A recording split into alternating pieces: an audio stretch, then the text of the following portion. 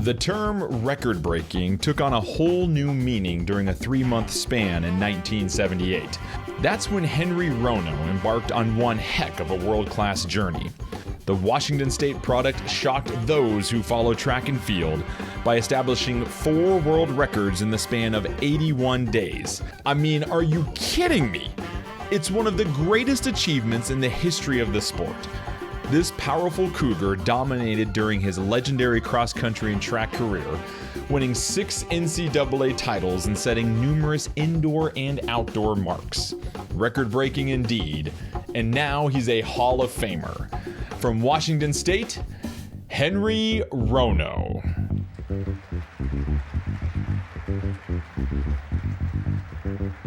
Accepting on behalf of Jerry Lindgren and Henry Rono, current Washington State Director of Track and Field and Cross Country Wayne Phipps, and former Washington State head coach John Chaplin.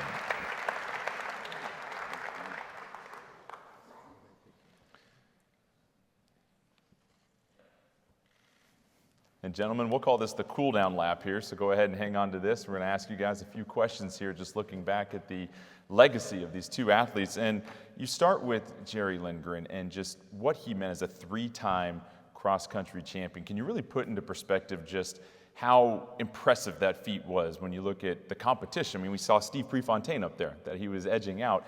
What did that mean when you really take a chance to look back and examine it? Well, I think any question regarding Jerry or Henry, I'm obviously going to defer to Coach Chaplin and his iconic teams. And I think both Henry and Jerry, if you look back, probably 2 of the most, if not the most, iconic distance runners in the history of collegiate track and field. Mm-hmm. Well, Jerry Lindgren, of course, in high school, beat the Russians, and I think that's when it started. This little scrawny kid we called the Sparrow, and he beat the Russians, and that was the next year. Of course, he's a freshman, and that year he ties the world record in the 6 miles.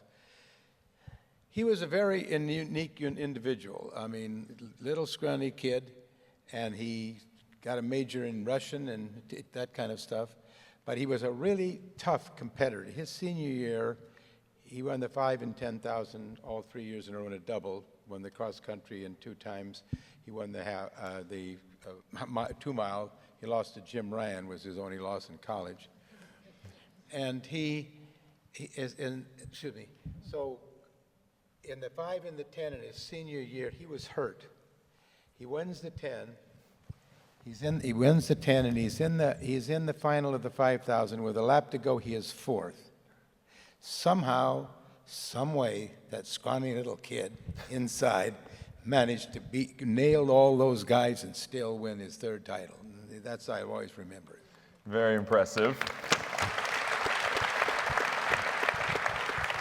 Henry Rono was totally different. Henry Rono, the first year as a freshman, he had another team member named Samson Kiwamba had set the world's record for the 10,000 meters.